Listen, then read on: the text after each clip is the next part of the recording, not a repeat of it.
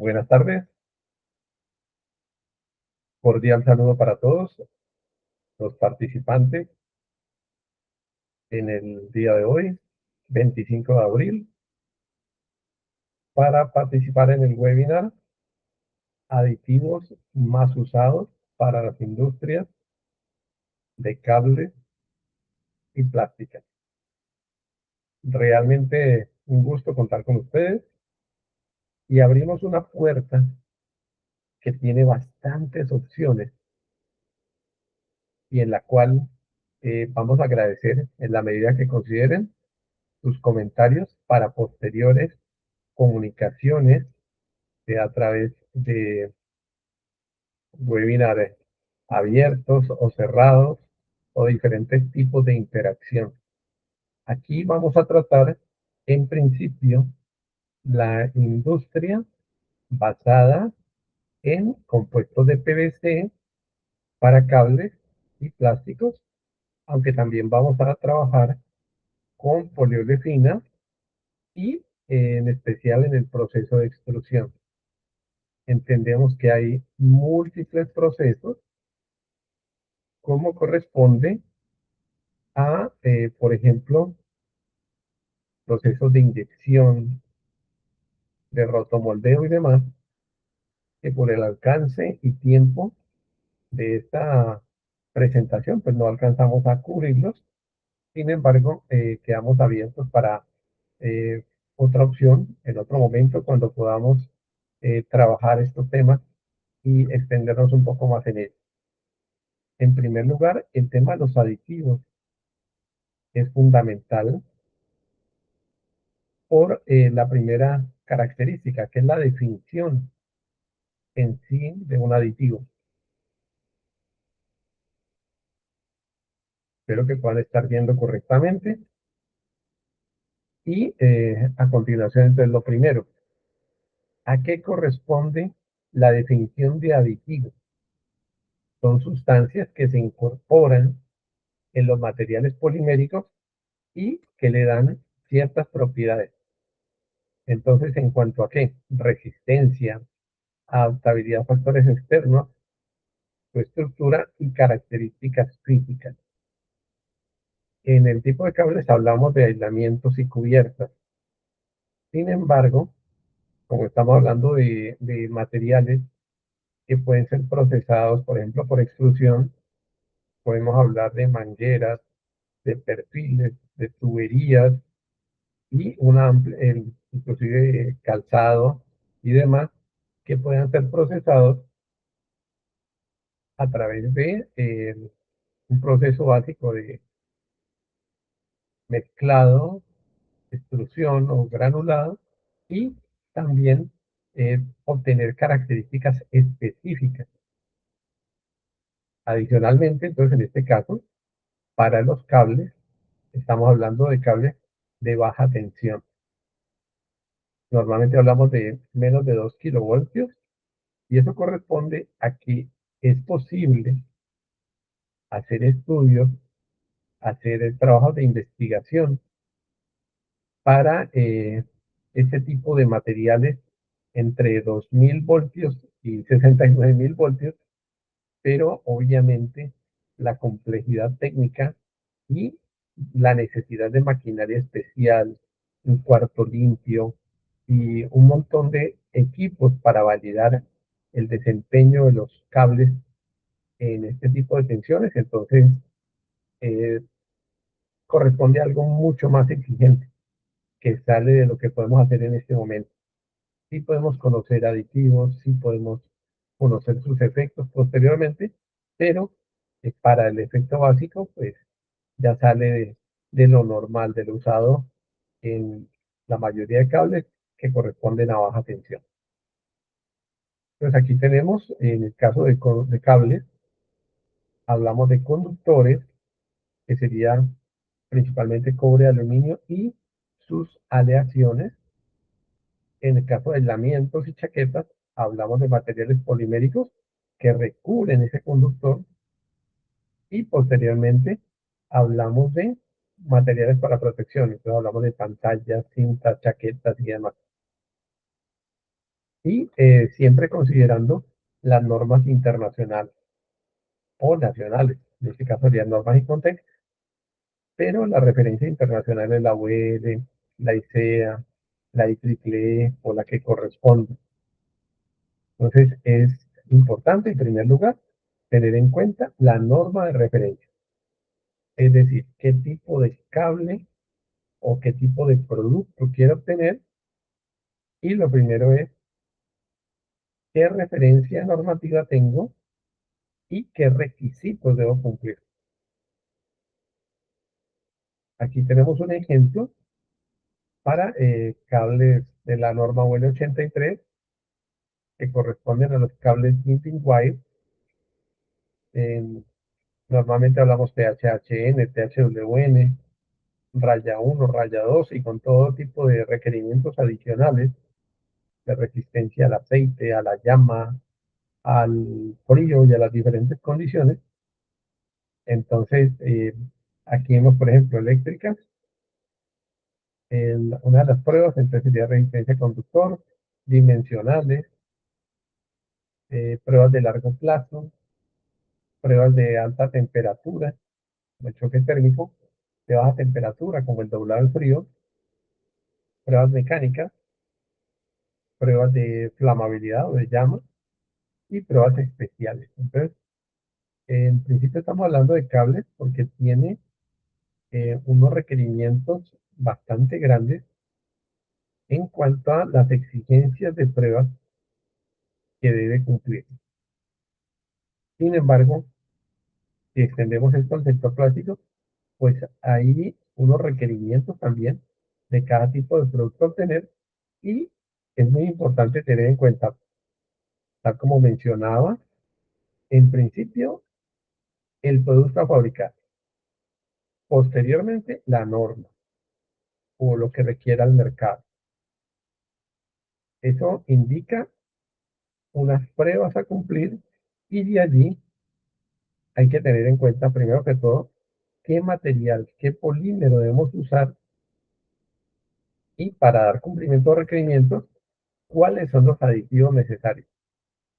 Como ven, es toda una gama de cosas a tener en cuenta para tener un desarrollo exitoso.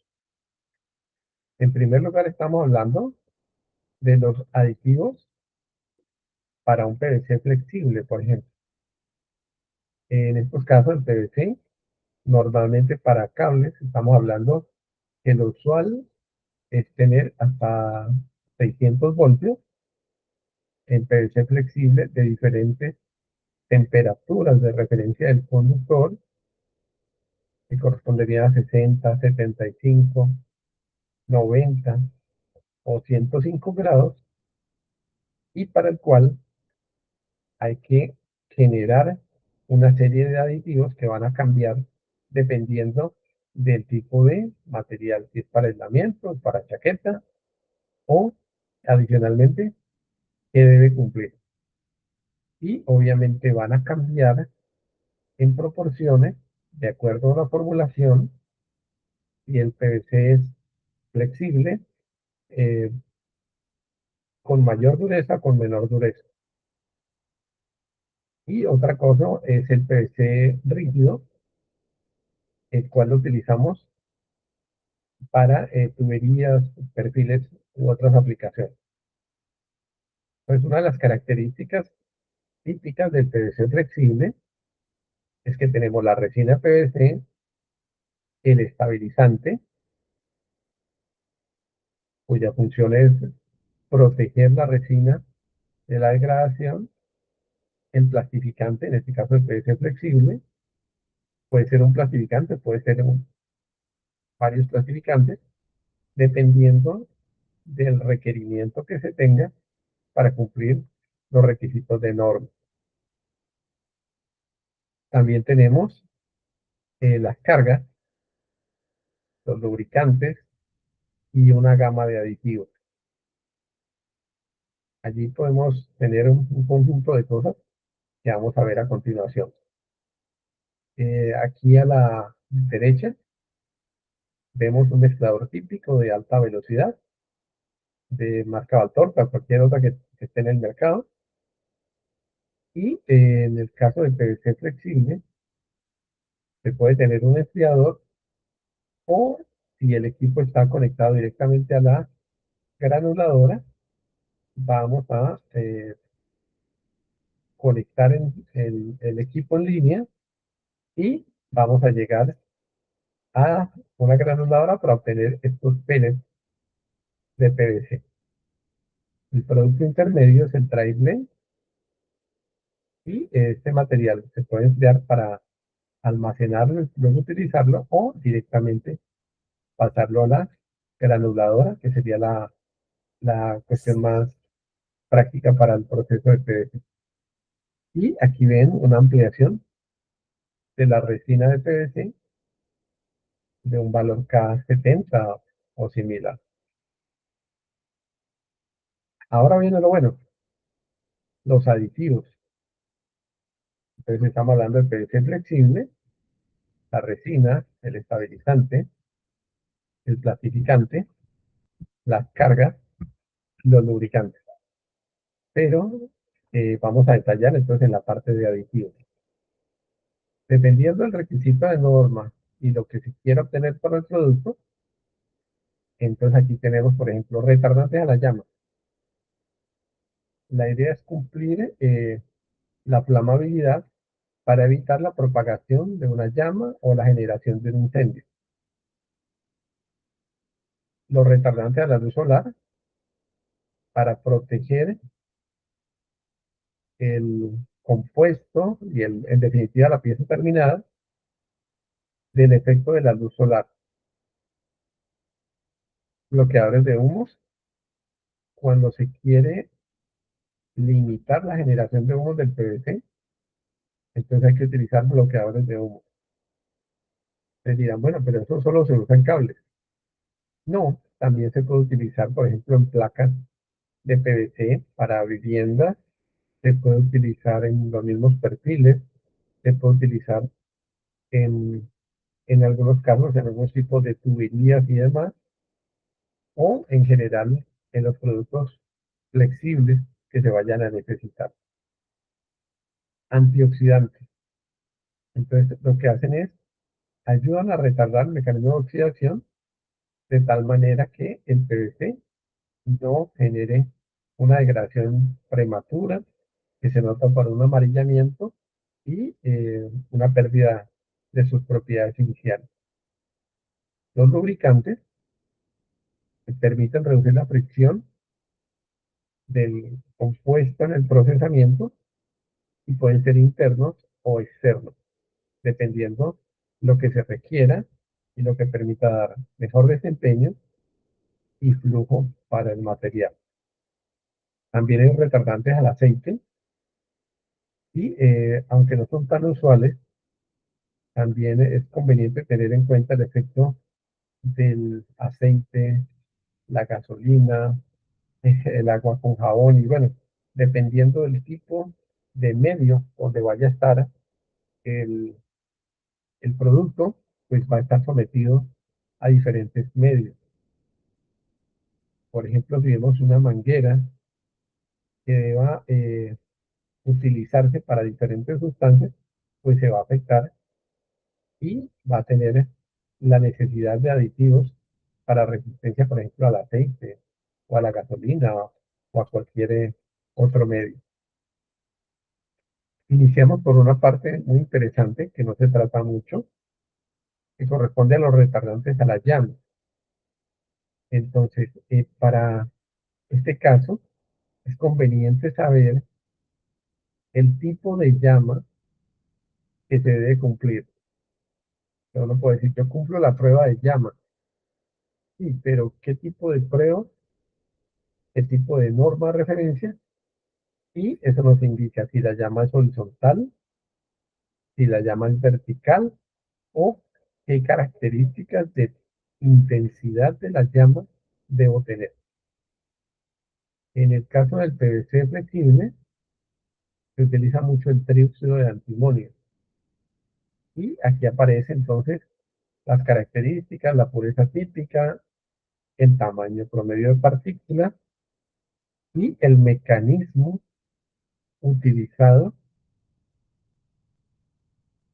cuando hay la generación de llama, se producen unos radicales libres y todo este proceso de degradación es lo que reduce el dióxido de antimonio para limitar la generación de la llama.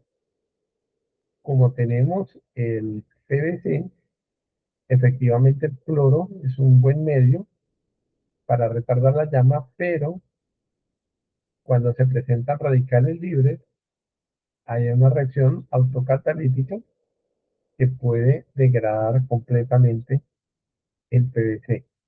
Entonces, para ello se utiliza, por ejemplo, este retardante a la llama que genera una capa carbonosa y limita la degradación del PVC. Entonces hay, bueno, una capa carbonosa para unos materiales y para otros un enfriamiento de la superficie. Hasta aquí tenemos el dióxido de antimonio. Este dióxido de antimonio, normalmente utilizado en PVC, aquí esta tabla de ejemplo nos muestra que se calcula siempre sobre 100 partes de resina.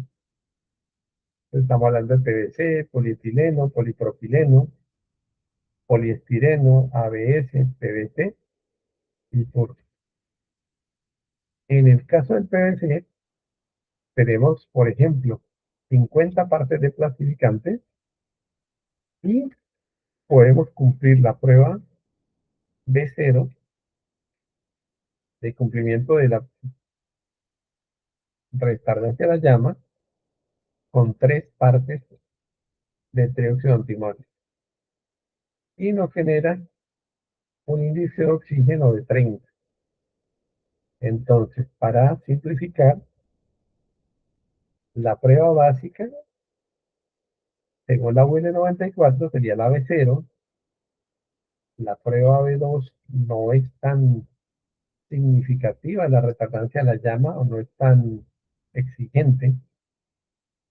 Y aquí vemos índices de oxígeno comparativos en diferentes materiales para cumplir la prueba de llama UL94 B0.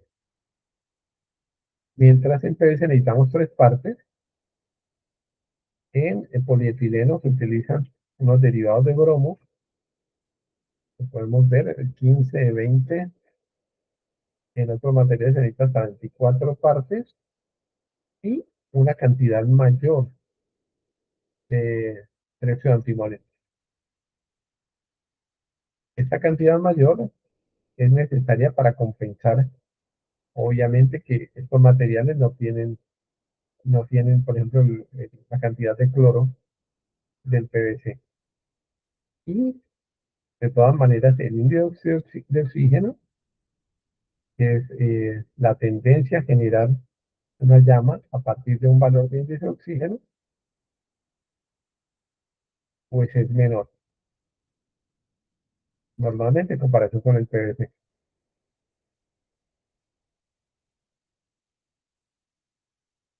En esta comparación, a la parte derecha, ven los diferentes materiales y las piezas que pueden fabricarse dependiendo de cada material.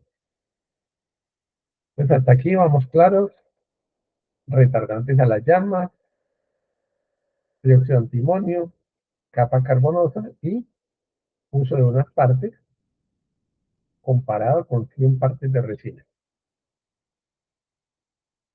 Aquí también tenemos entonces ya la explicación de la prueba B0, es en la cual el fuego se extingue en 10 segundos sin goteo, mientras que la B2 se extingue en 30 segundos con goteo.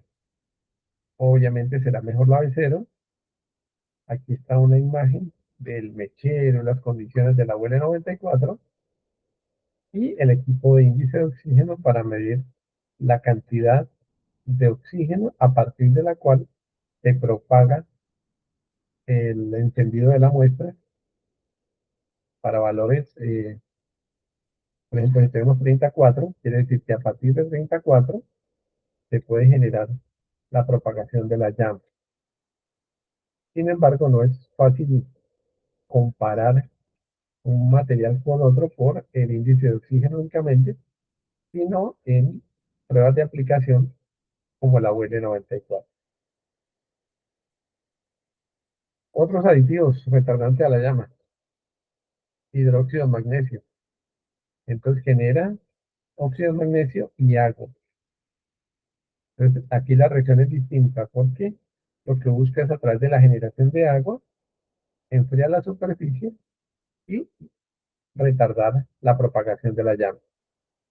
También tenemos borato de zinc, que puede ser útil entonces en forma sinergística, quiere decir en mezcla con trióxido de antimonio o con ATH, dependiendo de si es halógeno o en el caso de no halógeno, hidróxido de magnesio y ATH. Y como ven, también crea una capa carbonosa. El ATH que genera enfriamiento de la superficie. Y estos materiales que pueden ver en las imágenes, el DPE o el decabromo difeniletano a la izquierda, que tiene 10 bromos, o el decabromo difenil óxido. Entonces, este tipo de materiales son muy eficientes, en especial con poliolefinas, pero como hemos visto, para las pruebas ROHS, que no deban tener materiales colorados o que sean peligrosos para la salud, pues estos materiales deben ir desapareciendo con el tiempo por su alta toxicidad. También tenemos bloqueadores de humo. Entonces, miremos, por ejemplo, una aplicación que se tuvo hace muchos años en las represas como la del Guavio, donde se tienen cavernas o sitios donde es difícil el acceso y la salida de esos sitios. Es muy conveniente tener bloqueo de humos y la menor cantidad de humos posible para poder hacer una evacuación en condiciones seguras. En este caso hablamos de densidad óptica de humos y BOF4, que sería la suma de los 4 minutos de generación de humos. Entonces, en este caso, a la derecha tenemos el equipo para tomar la densidad de humos con las pruebas o las placas que se colocan para ensayo. Y la idea es que la generación de humo se limite y se pueda ver una transmitancia de luz con el tiempo. Tenemos, por ejemplo, el 1520T, que se basa en molibdeno y normalmente se mezcla con trióxido de antimonio y borato de zinc. En caso de ATH, también se puede utilizar para bloquear el humo. En un caso específico que tenga mucha exigencia, sería, por ejemplo, el Charmac, que tiene molibdato de zinc y que se utiliza para unas exigencias gigantes, por ejemplo, industria de trenes o industria de donde se necesita eh, transporte, donde hay un flujo bastante alto de pasajeros. Hidróxido de magnesio, que también genera agua. Entonces, hasta ahora ven que hay bloqueadores de humo que limitan la cantidad de humo que se genera, mientras que el retardante lo que busca es limitar la propagación de la llama. Son dos efectos diferentes. Yo puedo generar, eh, o sea, bloquear la llama, pero generar una cantidad de humos densos, oscuros y tóxicos, por ejemplo con el peróxido de antimonio, o puedo limitarla por combinación con otros aditivos. ¿Qué otros aditivos tenemos? Retardantes a la luz solar. Estos retardantes, hay materiales, hay piezas, diferentes tipos de productos que van a necesitar cumplir la resistencia a la luz solar. Un material que esté expuesto todo el tiempo a la luz solar va a presentar amarillamiento, degradación, se puede afectar sus pruebas mecánicas, se vuelve quebradizo y finalmente pierde su función. Entonces, para ello, obviamente la pregunta del formulador sería, ¿es para interiores o es para uso externo? Entonces, en el caso que sea uso externo, debe tener también estos aditivos. Pueden ser otros, obviamente, o se pueden generar otros posteriormente. Aquí hablo, por ejemplo, del Tinubin 327, cuya formulación es esta, C20, H24, N3, OCL, y que absorbe la luz visible. Entonces, es excelente para absorber la luz visible y evitar la degradación de estos polímeros.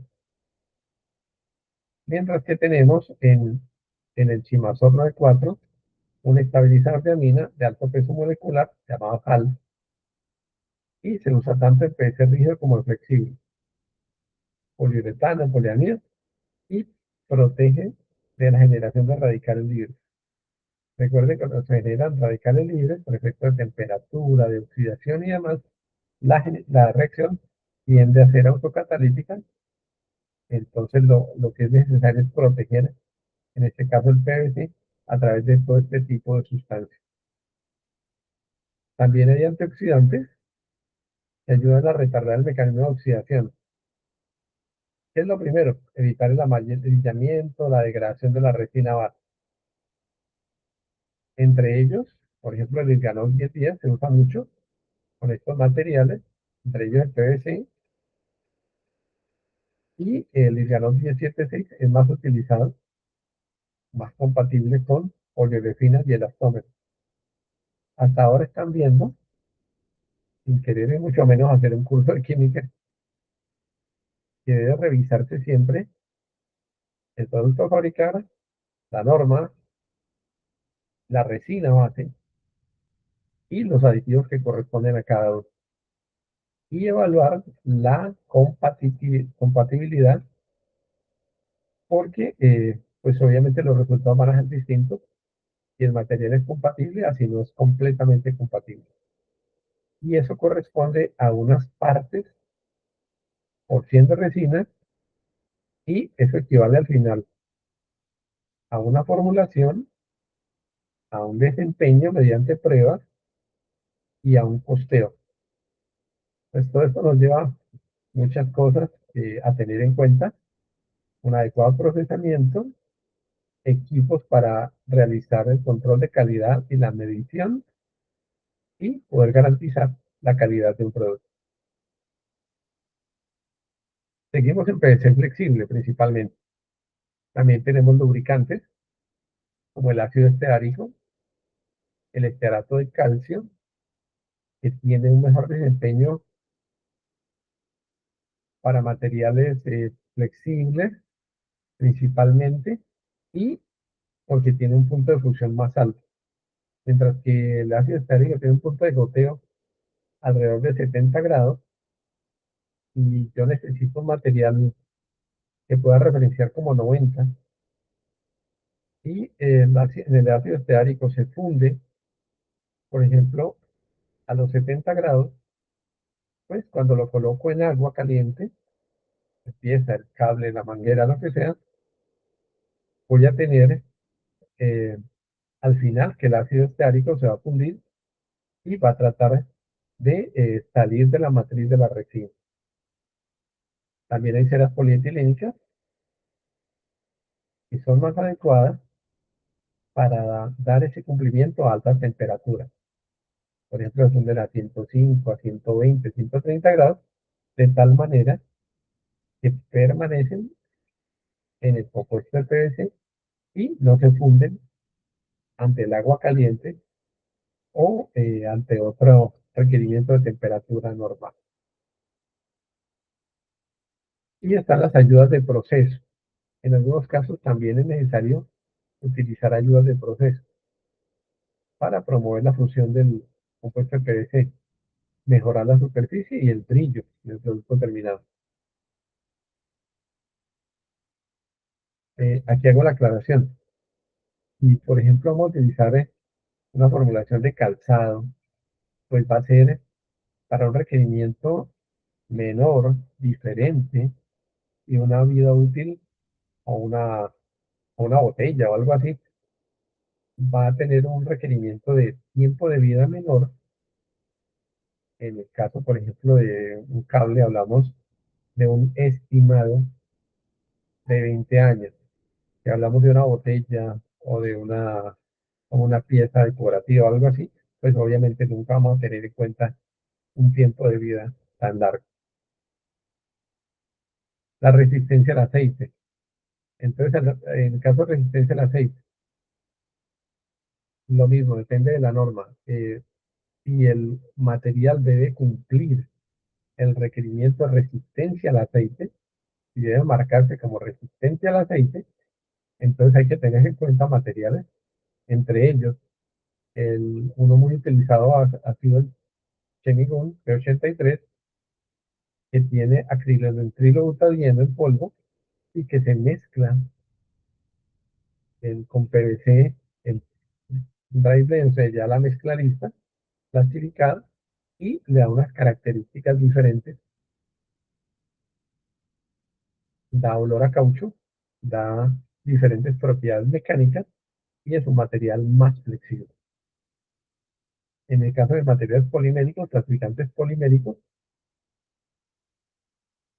son polímeros que se pueden obtener principalmente de forma líquida y que se agregan al PVC, reducen la migración de aditivos, pero también hay que tener en cuenta un balance costo-beneficio.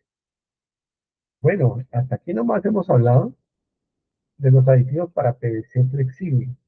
Como les digo, esta es una puerta que se abre, pero que difícilmente se puede cerrar hacia el futuro. Disculpen, ¿me escuchan? Perfecto, muchísimas gracias. Y esta puerta queda abierta para otras expectativas. Aquí hemos hablado de lo básico, hemos hablado de algunos aditivos, pero ¿hay más aditivos? Sí, hay más procesos también. Entonces, es bueno tenerlo en cuenta, tener la mente abierta, porque vamos a tener en el futuro también, con los cambios de las normas, los cambios de requerimientos, las exigencias ambientales y demás, la necesidad de cambiar de aditivos, la necesidad de acomodarnos a otro tipo de productos. Hace algún tiempo era normal hablar de estabilizantes de estaño, de varios cadmio, de varios zinc, y hoy cada vez es menos usual y casi prohibido mencionar estos materiales. Entonces, la invitación es a tener en cuenta aditivos que vamos a tener disponibles para usos como recuperar materiales reciclados, es decir, material de PVC o de otra material ya se procesó y queremos darle las propiedades originales. Debemos tener un master batch, una mezcla que nos permita darle, por ejemplo, las propiedades de estabilización, de lubricación, de flexibilidad y demás, para que sea un compuesto prácticamente original. De todas maneras, no estamos diciendo que sea 100% original, pero que pueda cumplir las características iniciales de la norma. Por eso el requisito de la norma puede ser uno, el material puede estar mucho más arriba, pero Si cumple el requerimiento de norma, podemos tener una tranquilidad que cumplimos con las exigencias del cliente y de la regulación. Cada vez hablamos más de productos biodegradables, no es tan fácil en PVC, pero en otros casos de polietilenos, en bolsas, en diferentes empaques y demás, es un poco más fácil lograrlo. Nanopartículas, entonces estos mismos materiales que estamos hablando u otros que hablamos normalmente y hemos visto de tamaños de partícula de 1, de 3, de 5, de 10 micras máximo, para incorporarlos adecuadamente en la resina, en la matriz de la resina, pues si hablamos de muchísimo menos micras, de 10 o 100 partes menos en tamaño, me refiero en tamaño de partícula, pues obviamente van a cambiar las propiedades del material. Aditivos inteligentes es algo novedoso, que puedan recuperar las propiedades para una pieza, por ejemplo, que se someta a presión y luego vuelva a sus características iniciales, concentrados de carbonato, que permiten reducir el consumo de la resina y dar unas propiedades mecánicas y térmicas. Adicionalmente, los espumantes, que pueden dar una celda uniforme y reducir el consumo de resina. Adicionalmente, nanocarga también, que sería, disculpe, que sería carga como carbonatos, silicatos, talcos u otros materiales que puedan utilizarse, pero una, con un tamaño de partículas supremamente pequeño. Esto cambia también las propiedades de los materiales. Aditivos para baja temperatura. Por ejemplo, hablamos de adipatos y otros tipos de clasificantes secundarios que nos permiten bajar a menos 25, a menos 40 grados, cosa que no es usual en este medio, pero los requerimientos de las normas, por ejemplo, de Estados Unidos, de Europa, pueden llevarnos al cumplimiento de ese tipo de requerimientos.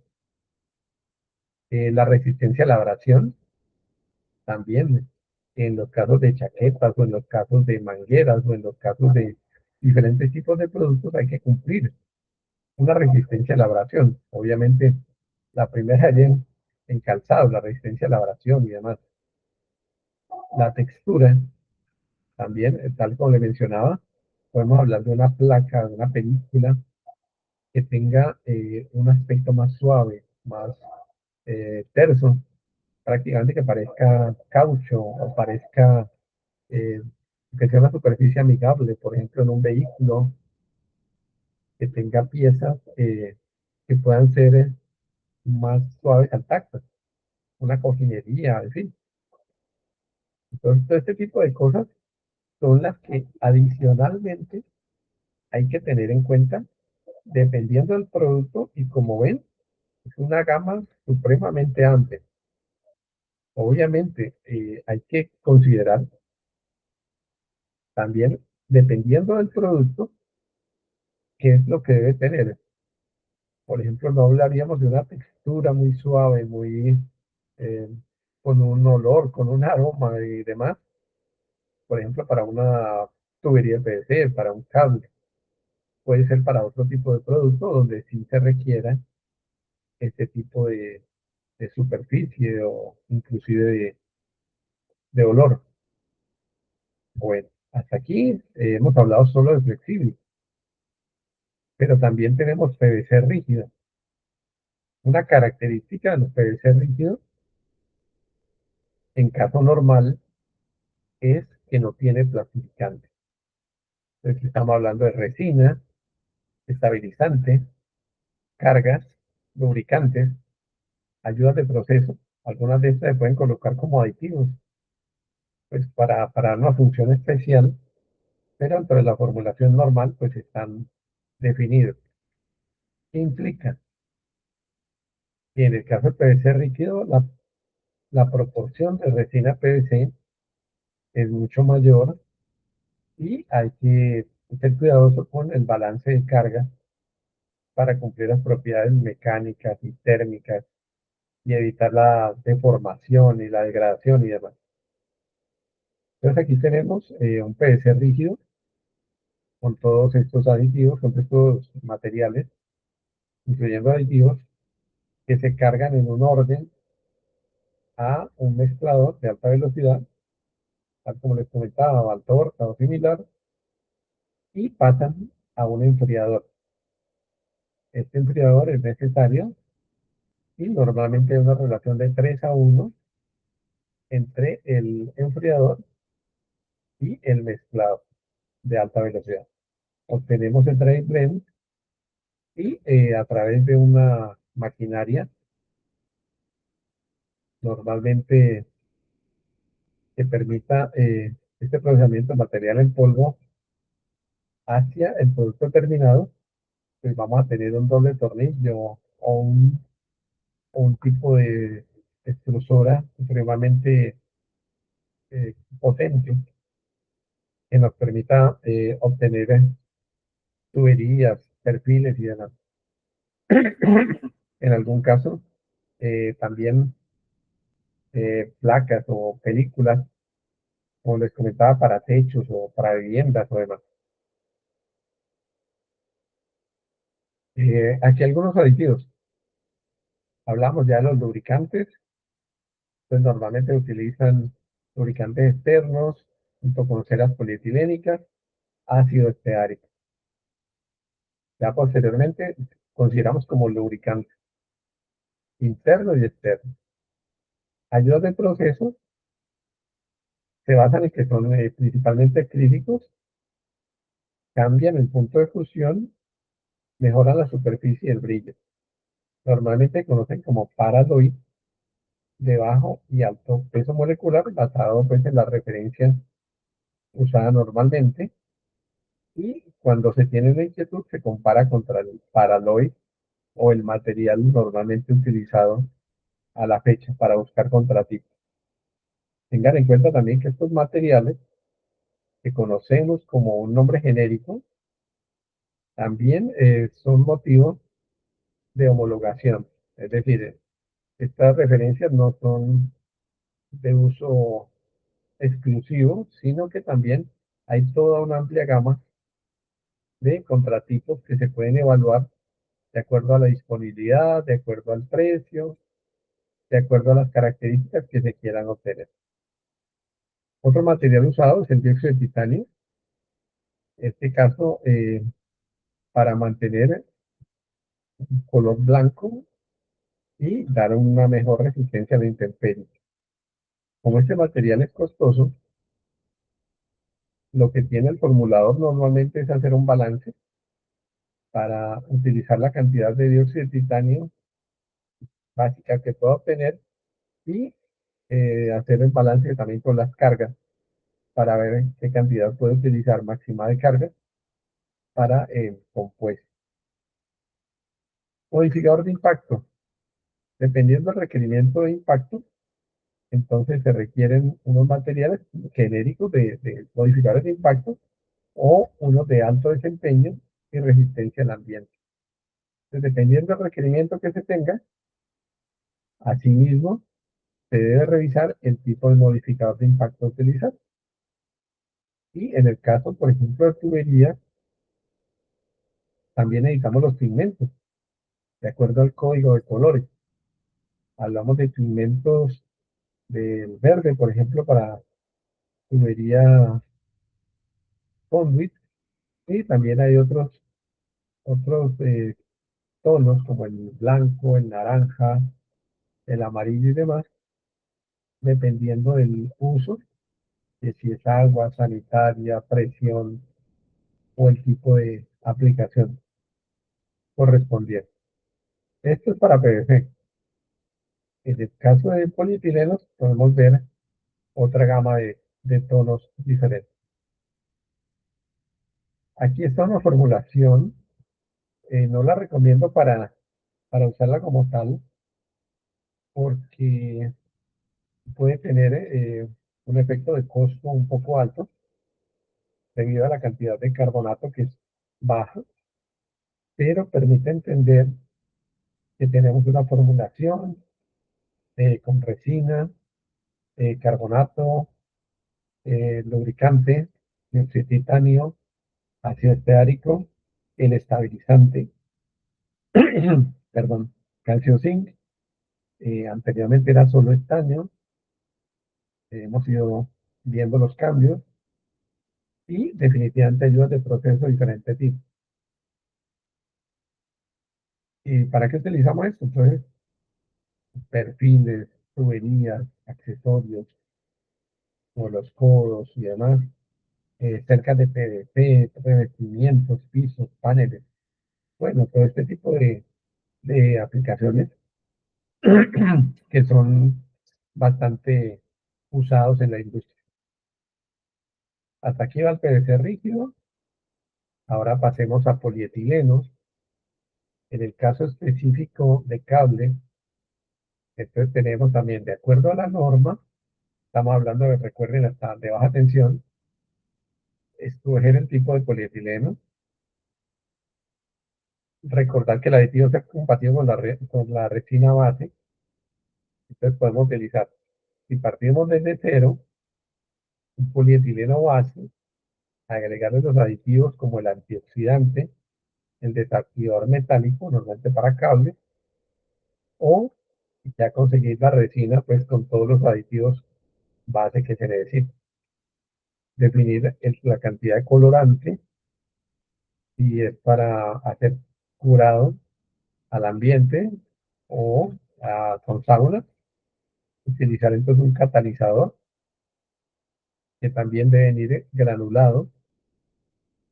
Como una experiencia hace mucho tiempo, tratamos de mezclar un polietileno con un silano líquido con un retardante en polvo y obviamente el efecto es supremamente malo, supremamente desastroso para lograr obtener una compatibilidad de material. Lo mejor es utilizar polietilenos dispersados y ya con aditivos dispersados y para tener mezcla de pellets y realizar el mezclado final.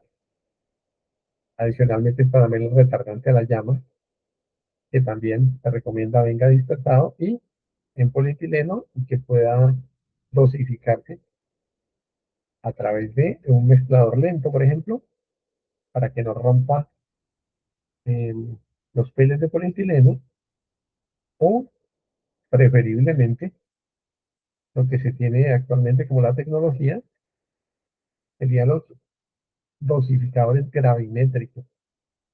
Hay diferentes marcas, diferentes modelos, entonces, y varían de acuerdo a la cantidad y al número de aditivos que se tienen. Hay de 2, hay de 4 y demás. Entonces, se necesita el polietileno previamente seleccionado con el número de aditivos necesario. Aquí hablamos, por ejemplo, hasta 4 aditivos para un dosificador Piovan, Maguire o de cualquier otra marca equivalente, que hace el pesado de tal manera que pueda tener las cantidades exactas, realiza el peso de cada uno, hace un premezclado de los pellets y estos materiales van a la tolva de la extrusora.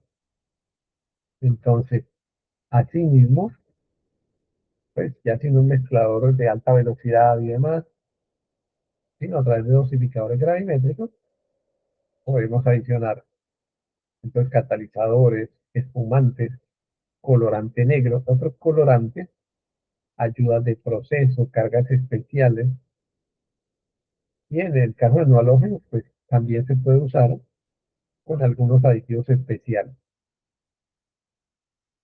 En este caso del colorante negro, normalmente se menciona mucho por dos razones.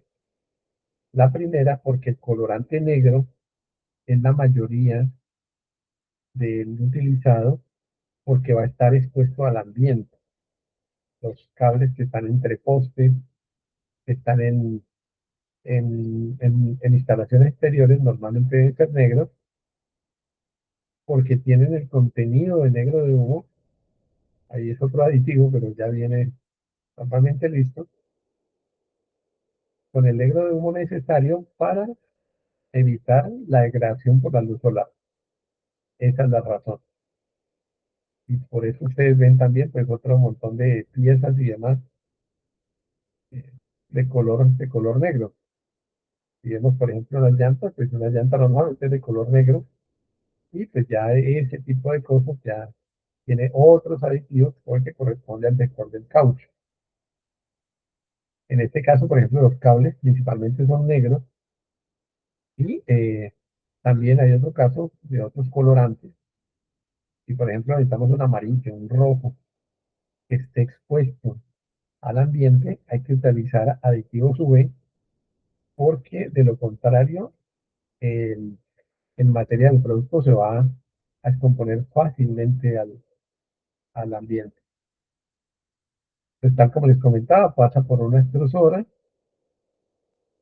En otros casos, pues ya, eh, si estamos hablando, por ejemplo, de unas sillas o de otras piezas, pues pasará por una inyectora y se obtiene el producto terminado. Esto es muy importante para que ustedes vean que los aditivos son fundamentales en el desarrollo de productos, el cumplimiento de sus características y la generación de nuevos productos.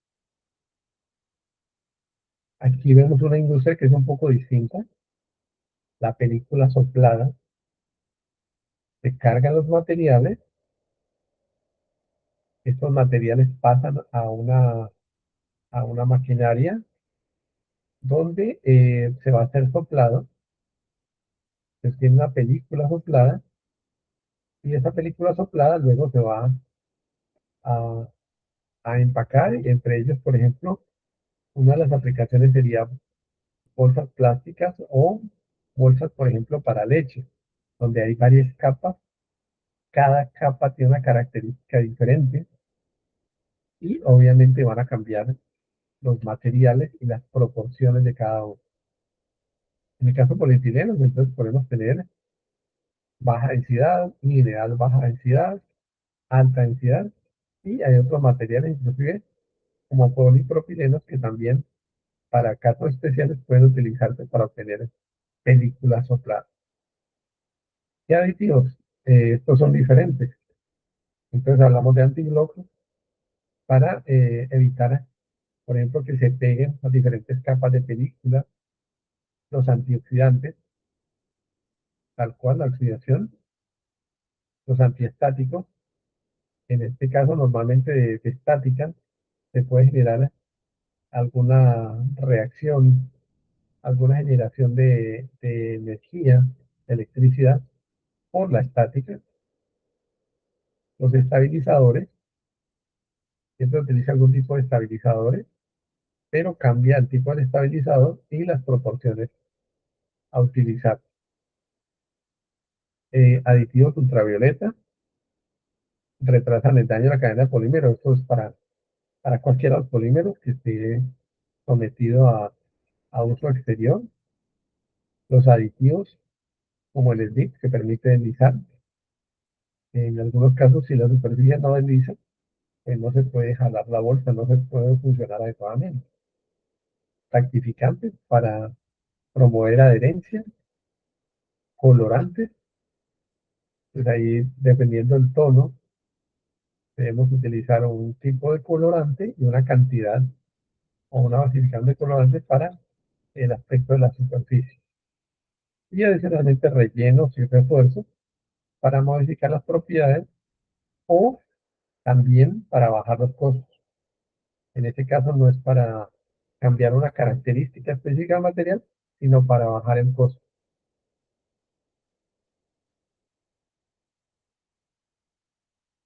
Y aquí tenemos Entonces una guía, pues digamos, una guía lógica a utilizar. Entonces, ¿qué producto necesito fabricar? ¿Qué es lo que requiere el cliente? ¿O qué normas debo cumplir?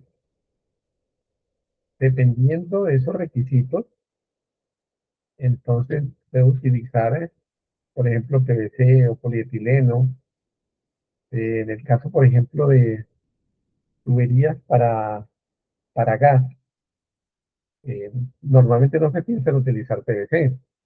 La referencia a utilizar una resina de polietileno, hay que mirar si es de alta densidad o no, y qué requisitos debe cumplir para que no se afecte cuando se tiende la tubería de gas, de qué color va a ser, si es color amarillo, qué color va a tener, dependiendo del código de color horizontal, y como ven, entonces ahí también qué aditivos va a necesitar.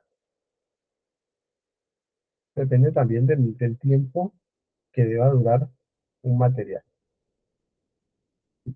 Con esto se genera una especificación de producto que indica qué tipo de máquina, dependiendo del tipo de máquina, necesito una inyectora, necesito una extrusora, necesito qué dimensiones para obtener un cable de unos calibres diferentes. Puede cambiar el tipo de tornillo de la extrusora, puede cambiar la dimensión, o necesitar una coextrusora, o necesitar un tipo de salida, de cabezal, para obtener el cable o la manguera o la película, el perfil del tubo, que van a ser diferentes.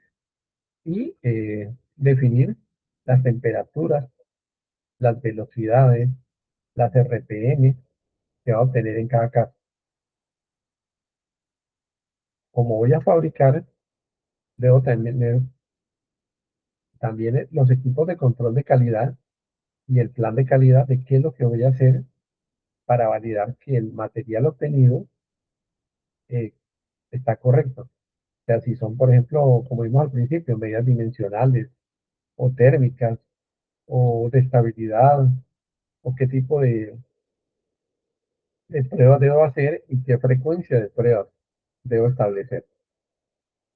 Cuando tengo ya el producto, pues tengo un control de calidad, que es lo que básicamente tienen todas las empresas establecido ya, pero de ser posible y conveniente, a través de personal propio, con equipos propios, o con desarrollos, o con la universidad, o generando a través de entidades de investigación, obtener un grupo multidisciplinario de investigación y desarrollo que permita generar nuevos productos o realizar optimización en los productos que se tienen actualmente. ¿Qué implica eso? Implica una revisión de costos o la optimización de pruebas. Si, por ejemplo, va a realizarse una exportación a otro país que tenga, como Brasil, por ejemplo, que tenga unos requisitos distintos, entonces hay que adecuar el compuesto, revisar la resina, revisar los demás materiales, hacer la optimización para lograr un nuevo producto o mejorar el producto para cumplir un requerimiento más exigente. Creo que en esto está la mayoría de empresas, de pasar de control de calidad a la optimización, a la investigación y desarrollo, y obtener también nuevos productos, nuevos desarrollos. Como ven, esta es una etapa lógica, se obtiene después de tener muy claras todas las etapas, de tener ya controlado, definido, tanto la especificación, la producción, el control de calidad, y llegar a obtener mejoras. Pero esas mejoras normalmente no solo son con la resina y los aditivos básicos, sino con la utilización de aditivos. Esos aditivos, como ustedes ven, en pequeña cantidad, normalmente no hablamos de 20 partes, no, tal vez menos, la mayoría de los casos, una, dos, tres, cinco partes son suficientes para cambiar el comportamiento de la resina y del compuesto, pues son lo que debemos tener en cuenta ahora y en adelante para nuevos desarrollos y nuevos éxitos en los diferentes procesos. Entonces, hasta ahora, para todos, muchísimas gracias por su participación. Realmente quedamos muy agradecidos por su participación en el evento y nos gustaría saber si hay algún comentario a la fecha que quieran hacer, que debamos tener en cuenta. Igual, a través de nuestros datos, nuestro correo y demás, o a través de la plataforma Visiri, pueden indicarnos si hay posteriormente alguna inquietud o algún requerimiento específico que necesite un curso cerrado o una asesoría técnica. Entonces, quedamos atentos.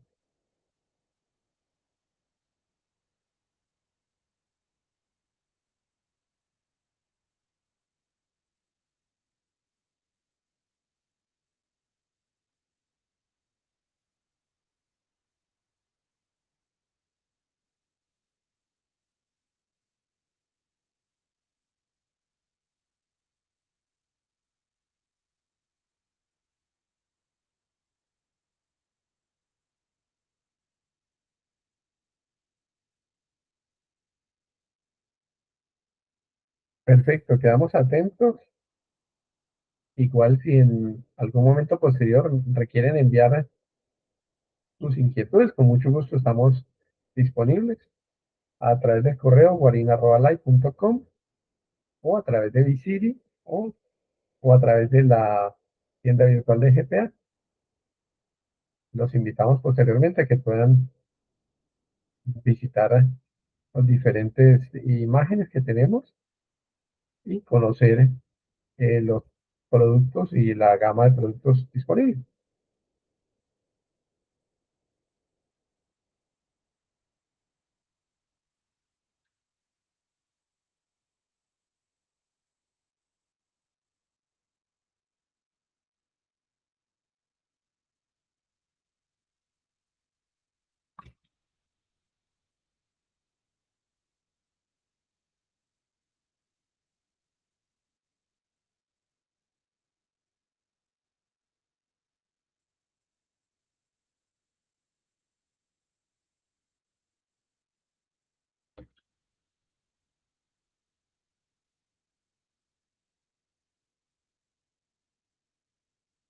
Bueno, perfecto. Entonces también quiero comentarles que ya hemos tenido varios webinars, reómetros de Japro, impulsoras de Japro, tipo TV3, el, el webinar de hoy de aditivos, y tenemos una amplia gama de webinars para tener en cuenta, en especial del GPA y del programa Organizaciones Seguras.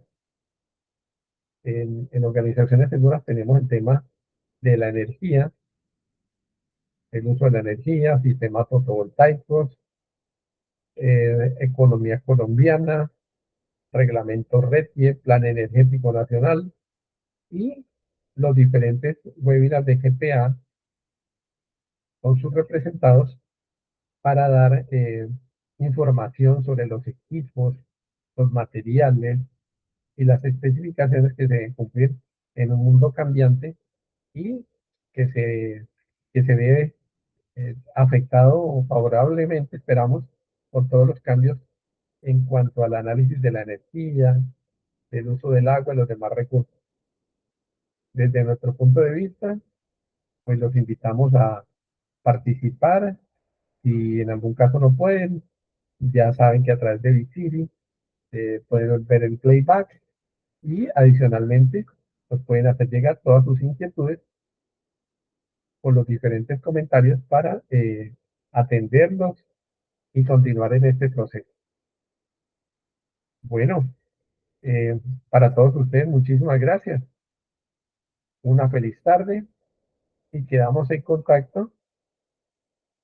Los esperamos el próximo 15 de mayo para el programa de uso racional de energía, el 21 sistemas fotovoltaicos, el mayo 23 equipos Everplas y el mayo 30 economía colombiana. Entonces, como ven, viene una amplia gama cada 8 días una serie de webinars y si requieren algún tipo de webinar especializado, cerrado también, con mucho gusto, estamos atentos para programarlo y estar con ustedes. Entonces, para todos, una feliz tarde, muchas gracias y queda abierta la puerta para cualquier contacto. Una feliz tarde, muchas gracias.